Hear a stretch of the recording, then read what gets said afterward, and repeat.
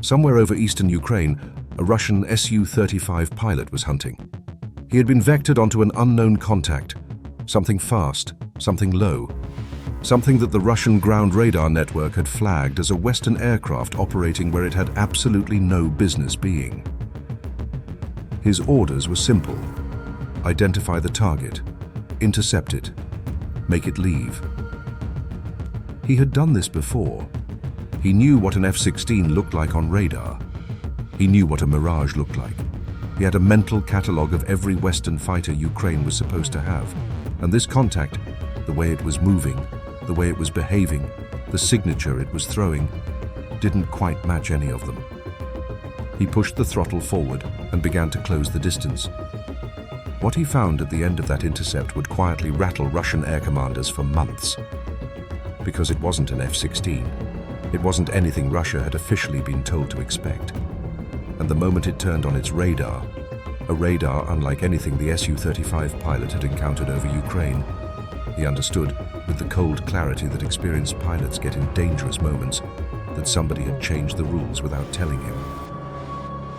This is the story of the SAAB JAS 39 Gripen, how it got to Ukraine before anyone admitted it existed there, what it can do that other Western fighters cannot, and why Russia, for all its surface-to-air missiles and interceptor squadrons and electronic warfare systems, never quite saw it coming.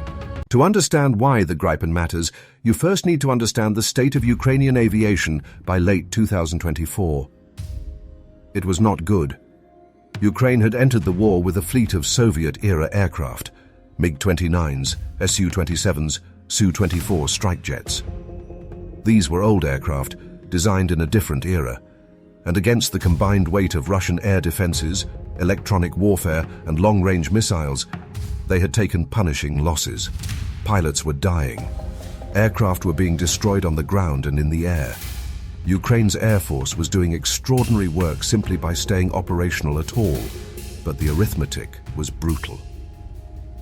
Then came the F-16s. After months of negotiations and political back and forth, Western-supplied F-16s began arriving in Ukraine. Older models, not the most modern variants, but still a significant upgrade. Ukraine's pilots trained hard. The West celebrated the milestone. And then Russia adapted. The Su-35, Russia's most capable frontline fighter, began operating in a new role. With Russia's A-50 airborne early warning aircraft having suffered losses to Ukrainian strikes, the Su-35 started filling the reconnaissance gap itself. Its Irbis radar, capable of tracking targets at up to 400 kilometers, became Russia's eyes in the sky. Su-35 pilots, operating from safe distances well behind Russian lines, began painting the picture of Ukrainian airspace, feeding targeting data to ground-based systems, hunting Western fighters before those fighters ever knew they were being watched. The F-16s, for all their improvement over the Soviet jets, were not comfortable in this environment. Ukrainian Air Force spokesmen were unusually candid about it. The Su-35 sees farther. Its missiles fly farther. The F-16 variants Ukraine received could not match it one-on-one. Ukrainian pilots were flying low, flying fast, flying in ways designed to stay alive rather than fight. And even then, the losses were real. Ukraine needed something different, something the Russians hadn't built their defenses around, something they weren't expecting. The SAAB JAS 39 Gripen is, by the standards of modern fighter aircraft, a peculiar machine. It is small, noticeably smaller than an F-16, let alone the large twin-engine jets that dominate the Russian inventory. It has a single engine, a point that made many Western air forces hesitant to consider it seriously, because single-engine fighters are, in the event of engine failure over hostile territory, considerably less pleasant to fly than twin-engine alternatives. It was designed by Sweden, a country with no military alliances at the time of its creation, a firm commitment to neutrality, and a very specific set of requirements that no other air force in the world was asking for. Those requirements shaped everything about what the Gripen became. Sweden's geography and military doctrine demanded an aircraft that could operate from dispersed locations. not large, well-equipped air bases that an enemy could destroy in the opening hours of a war, but short stretches of motorway. Sections of road. Temporary forward bases with minimal support equipment. The Gripen was designed to land on a 500-meter stretch of road, be rearmed and refueled by a small ground crew in under 10 minutes, and be back in the air before an enemy had time to target the location. This was not a capability any other modern Western fighter had built into its DNA from the ground up. There was more. The Gripen's radar, particularly in its later variants, was built around low probability of intercept principles. Where a traditional fighter radar broadcasts a powerful, distinctive signal that enemy radar warning receivers can detect at significant range, the Gripen system was designed to be harder to detect. It could gather information while giving away as little of itself as possible. It was, in the most precise sense of the phrase, designed to be difficult to find. For a country fighting a war against an opponent with sophisticated electronic warfare and radar networks, that was not a small thing. The public record of Gripen discussions between Sweden and Ukraine begins, officially, in 2023. Swedish officials raised the possibility of providing Gripen fighters to Ukraine. Ukrainian officials, focused entirely at that point on getting F-16s, which were further along in the political process, politely declined. The timing wasn't right. They couldn't manage two different complex Western fighter programs simultaneously. That was the official position. What intelligence observers and aviation analysts began noting quietly in late 2024 and into 2025 was a series of anomalies. Ukrainian pilots were, according to multiple sources with links to Swedish defense circles, receiving familiarization training on the Gripen well ahead of any official agreement. Swedish defense industry contacts were describing unusual levels of activity around Gripen maintenance and preparation.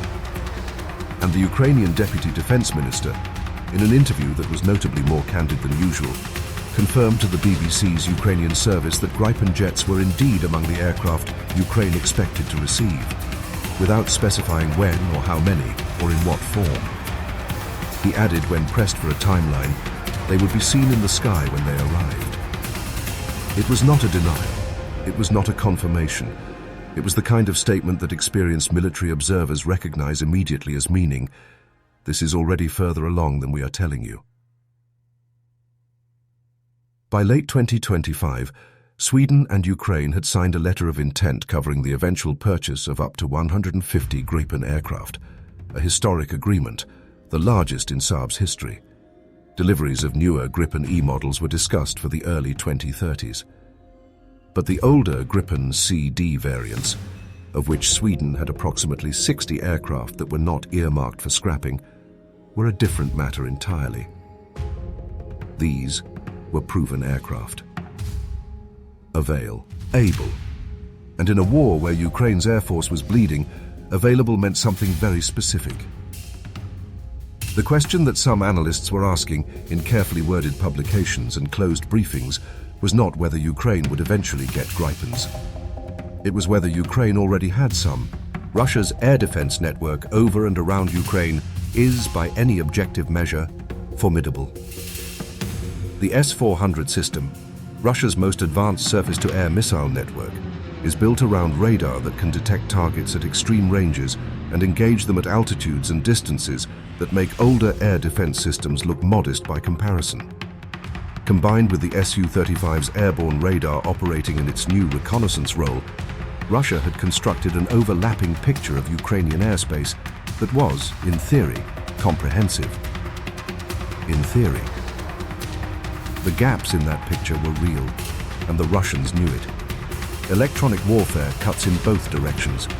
Ukraine's Western-supplied systems were degrading Russian radar performance in certain areas and certain frequency bands. Low-flying aircraft in terrain-following modes could reduce their detection range significantly. And an aircraft specifically engineered to minimize its radar signature while operating its own sensors, an aircraft like the Gripen, presented a detection problem that the S-400's designers had not specifically optimized against. Russia's intelligence picture of Ukrainian aviation was built around known platforms: MiG-29s, Su-27s, F-16s, Mirage 2000s. These aircraft had known radar signatures, known emission profiles, known ways of operating.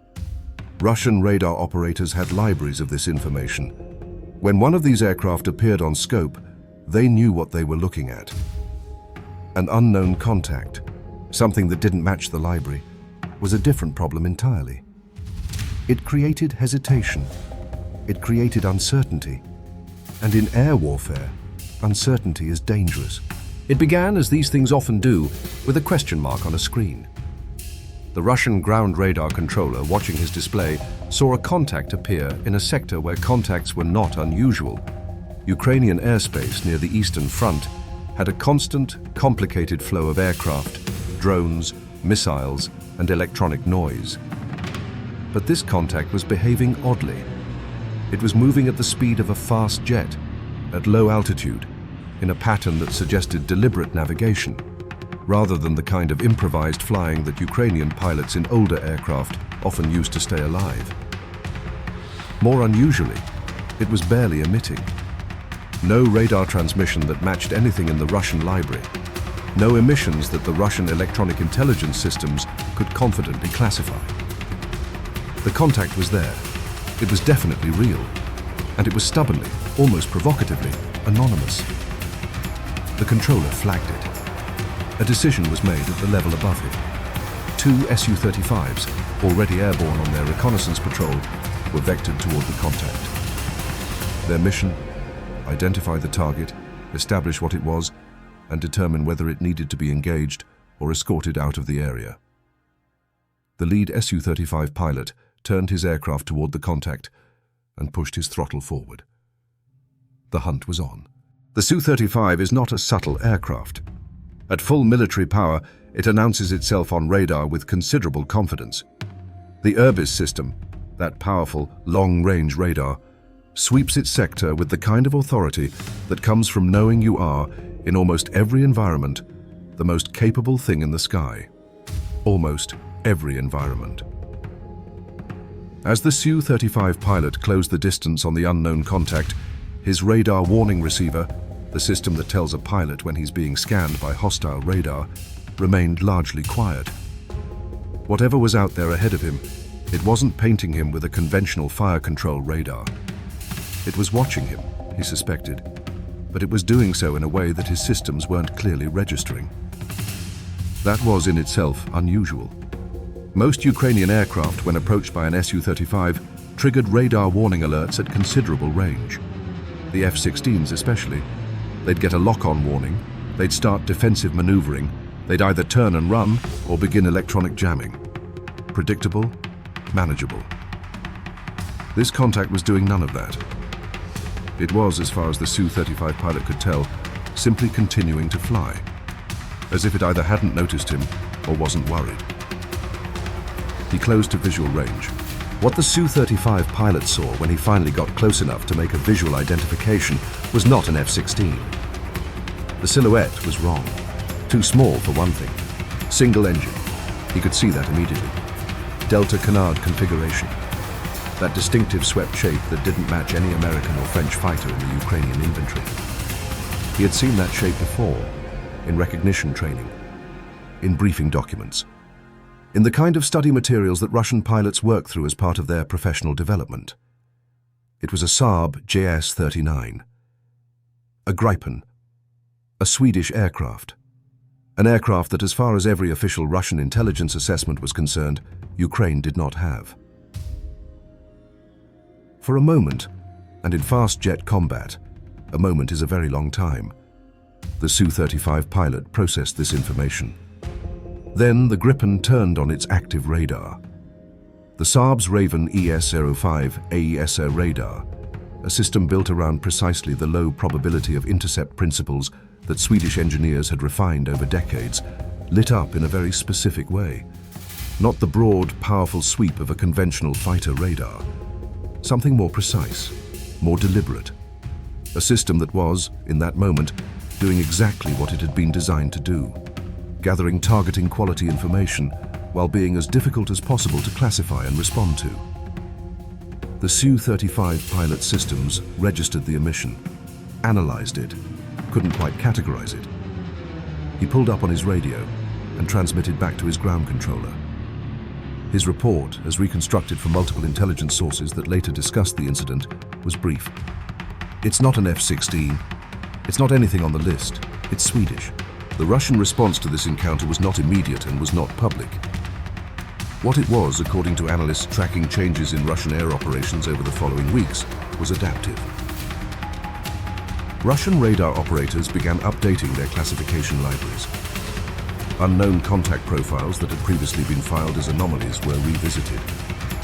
The S-400 network's discrimination algorithms, the mathematical rules that help the system decide what to engage and what to ignore, were quietly updated with new parameters. Russian electronic intelligence aircraft began flying patterns designed, analysts assessed, to characterize the Gripen's specific radar emission signature more precisely. Moscow did not, at any point, officially acknowledge that Ukrainian Gripens existed. The silence was, in its way, more telling than any statement could have been. When Russia encounters something it doesn't understand in a Ukrainian context, it says nothing.